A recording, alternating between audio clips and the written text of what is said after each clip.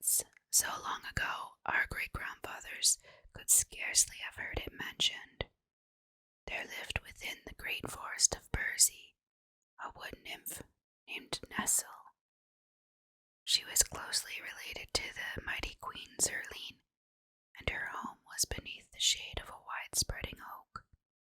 And this very night, continued Hag, as I came to the edge of Burzee, I heard a feeble cry, which I judged came from a human infant.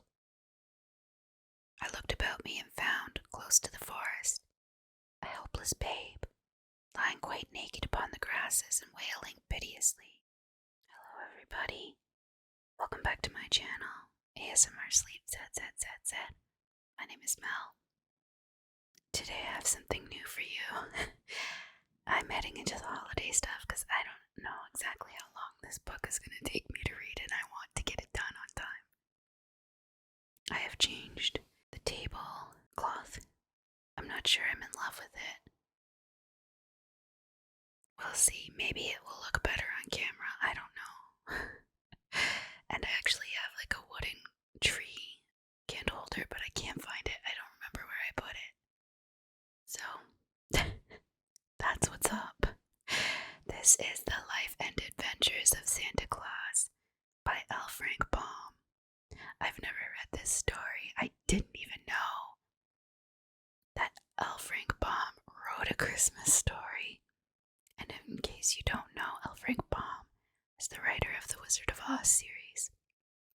And yes, the Wizard of Oz was a series of books. I believe it was at least 15 books that he wrote. And eventually, I will read them to you. But we haven't gotten that far yet. Alright, let's get started, shall we? The Life and Adventures of Santa Claus by L. Frank Baum.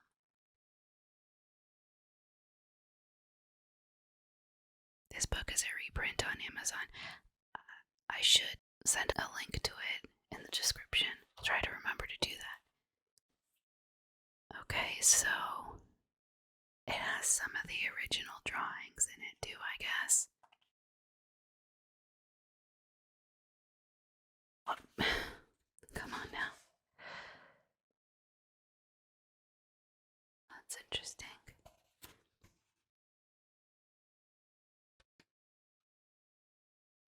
I'm not sure what time period this. I think this was written in 1902.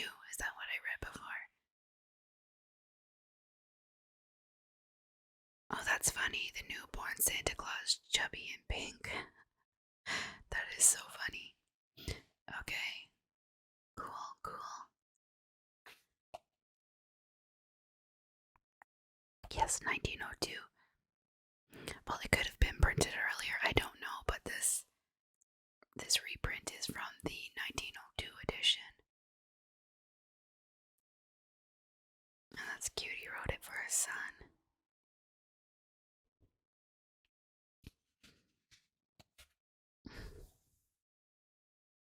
Contents: youth. Oh, I see. Youth, manhood, and old age. Interesting. So it's like a 3-part. I don't know how much I will get through for this. I don't want this video to be any longer than a half an hour. Maybe it should be 20 minutes to a half an hour. So I'll have to see by looking at the counter on my computer here at the side to make sure I don't go over. Okay, youth. I have no idea what we're about to step into here. The Life and Adventures of Santa Claus. Wow, so many drawings before we even hit the first chapter.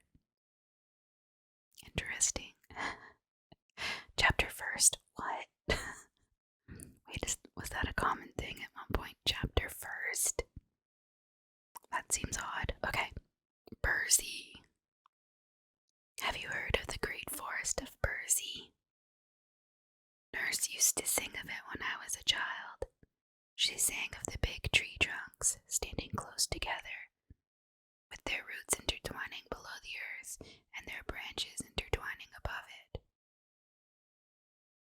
their rough coating of bark and queer gnarled limbs, of the bushy foliage that roofed the entire forest, save where the sunbeams found a path through which to touch the ground in little spots, and to cast weird and curious shadows over the mosses, the lichens, and the drifts of dried leaves. The forest of Burzee is mighty and grand, and awesome to those who steal beneath its shade. Coming from the sunlit meadows into its mazes, it seems at first gloomy, then pleasant, and afterward filled with never-ending delights. For hundreds of years it has flourished in all its magnificence, the silence of its enclosure unbroken, save by the chirp of busy chipmunks, the growl of wild beasts, and the songs of birds.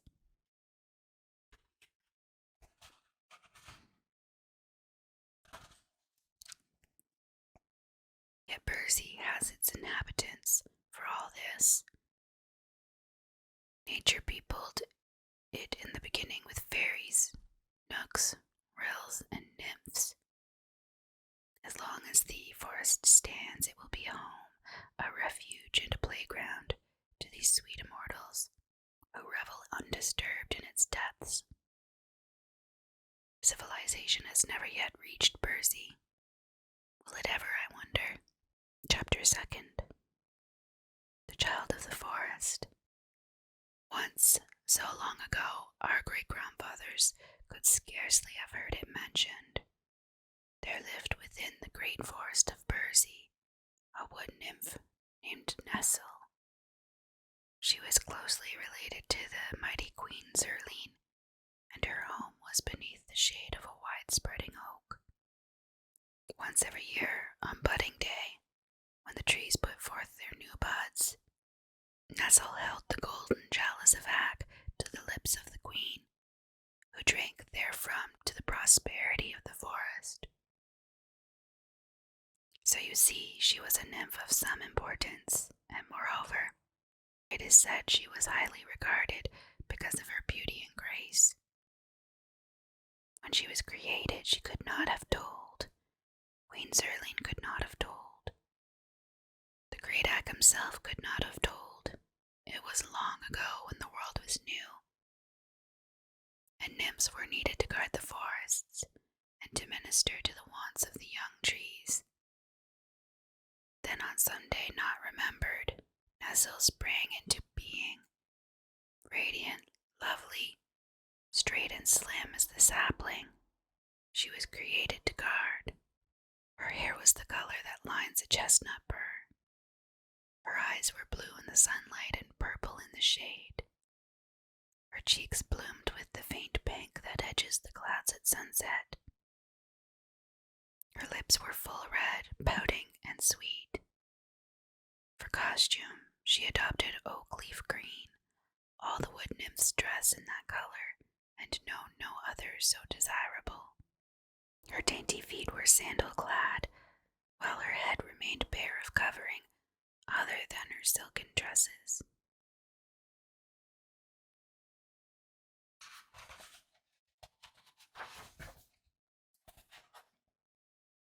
Nestle's duties were few and simple.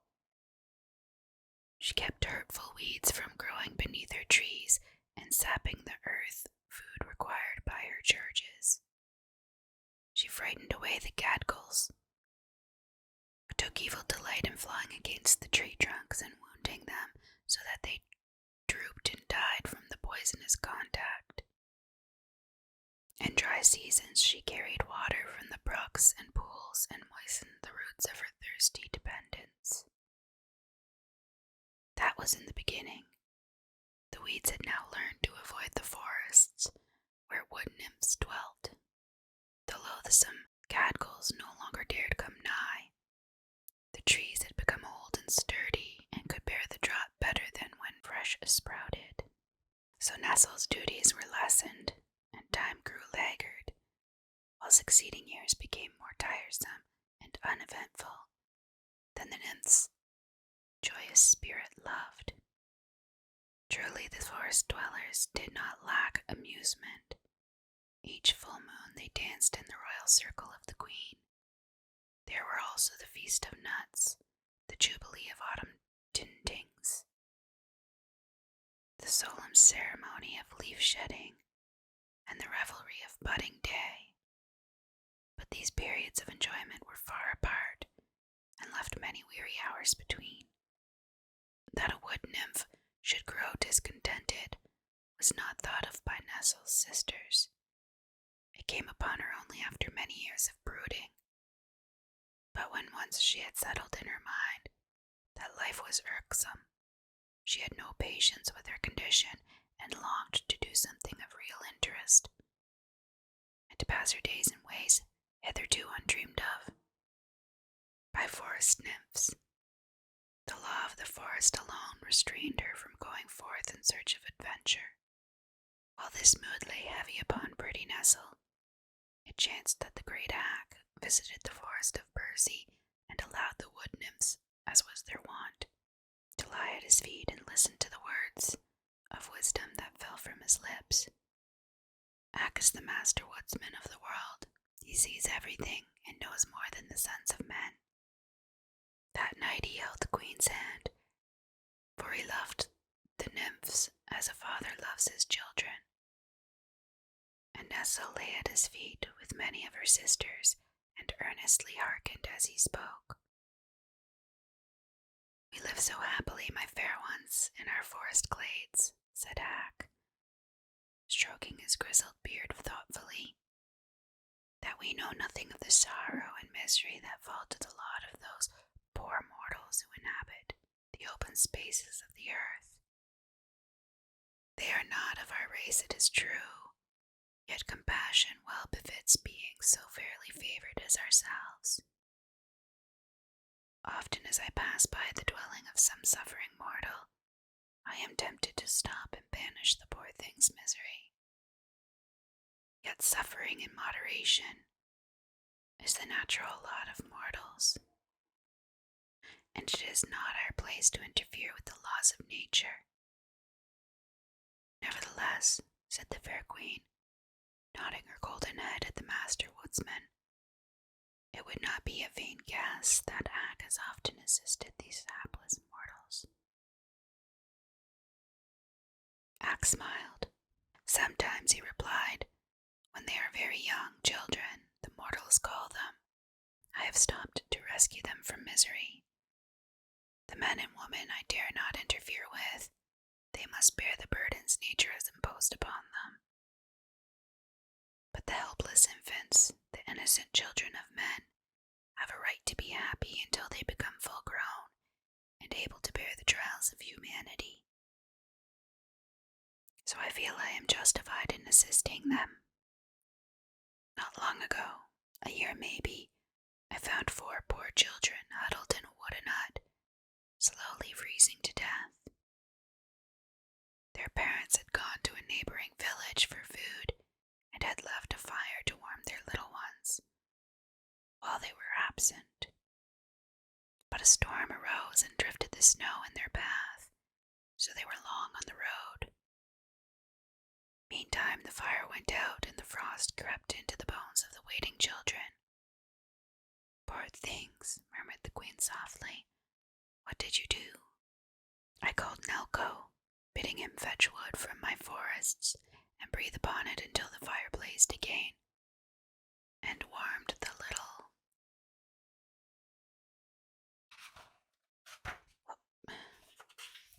room where the children lay. Then they ceased shivering and fell asleep until their parents came. I am glad you did thus, said the good queen, beaming upon the master.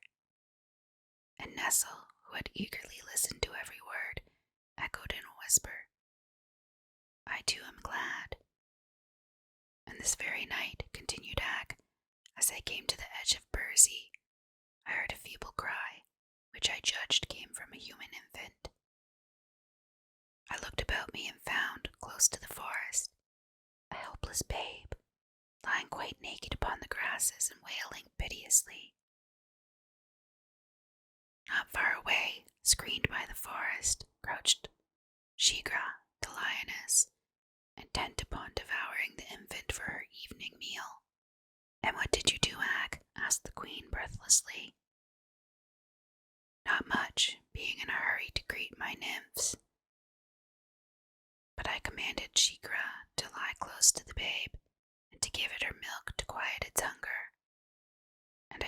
to send word throughout the forest to all beasts and reptiles that the child should not be harmed. "I am glad you did thus," said the good queen again, in a tone of relief. But this time Nestle did not echo her words, for the nymph, filled with a strange resolve, had suddenly stolen away from the group. Swiftly her lithe form darted through the forest paths until she reached the edge of mighty Burzee, when she paused to gaze curiously about her. Never until now had she ventured so far, for the law of the forest had placed the nymphs in its inmost depths. Nestle knew she was breaking the law, but the thought did not give pause to her dainty feet. She had decided to see with her own eyes this infant Ak had told of, for she had never yet beheld a child of man. All the immortals are full grown. There are no children among them. Peering through the trees, Nestle saw the child lying on the grass. But now it was sweetly sleeping, having been comforted by the milk drawn from Shiegra. It was not old enough to know what peril means. If it did not feel hunger, it was content. Softly the nymph stole to the side of the babe and knelt upon the sward, her long robe of rose-leaf color spreading about her like a gossamer cloud. Her lovely countenance expressed curiosity and surprise, but most of all, a tender womanly pity. The babe was newborn, chubby and pink. It was entirely helpless. While the nymph gazed, the infant opened its eyes, smiled upon her, and stretched out two dimpled arms. In another instant, Nestle had caught it to her breast and was hurrying with it through the forest paths. Interesting. Chapter 3rd. The Adoption. The Master Woodsman suddenly rose, with knitted brows. "There is a strange presence in the forest," he declared. Then the queen and her nymphs turned and saw standing before them Nestle, with the sleeping infant clasped tightly in her arms, and a defiant look in her deep blue eyes. And thus for a moment they remained, the nymphs filled with surprise and consternation, but the brow of the Master Woodsman gradually clearing as he gazed intently upon the beautiful immortal who had willfully broken the law. Then the great Ak, to the wonder of all, laid his hand softly on Nestle's flowing locks and kissed her on her fair forehead. "For the first time within my knowledge," said he gently, "a nymph has defied me and my laws. Yet in my heart can I find no word of chiding. What is your desire, Nestle?" "Let me keep the child," she answered, beginning to tremble and falling on her knees in supplication. "Here, in the forest of Burzee, where the human race has never yet penetrated?" questioned Ak. "Here in the forest of Burzee," replied the nymph boldly. "It is my home, and I am weary for lack of occupation. Let me care for the babe. See how weak and helpless it is. Surely it cannot harm Burzee, nor the Master Woodsman of the world." "But the law, child, the law," cried Ak sternly. "The law is made by the Master Woodsman," returned Nestle. "If he bids me care for the babe, he himself is saved from death. Who in all the world dare oppose me?" Queen Zerline, who had listened intently to this conversation, clapped her pretty hands gleefully at the nymph's answer. "You are fairly trapped, O Ak," she exclaimed, laughing. "Now I pray you, give heed to Nestle's petition." The woodsman, as was his habit when in thought, stroked his grizzled beard slowly. Then he said, "She shall keep the babe, and I will give it my protection. But I warn you all that as this is the first time I have relaxed the law, so shall it be the last time. Nevermore to the end of the world shall a mortal be adopted by an immortal. Otherwise we would abandon our happy existence for one of trouble and anxiety. anxiety. Good night, my nymphs. Then Ak was gone from their midst, and Nestle hurried away to her bower to rejoice over her newfound treasure. Well, my friend, I think that I'm going to end the video here. In the next one, we will start on chapter 4. It's not a great time for me to record right now. People are talking when they shouldn't be. It's going to end up being picked up by the microphone and it will ruin my experience. Anyway, this is an interesting, cute little story. We will see what happens next in chapter 4. And I will see you again then. You have been watching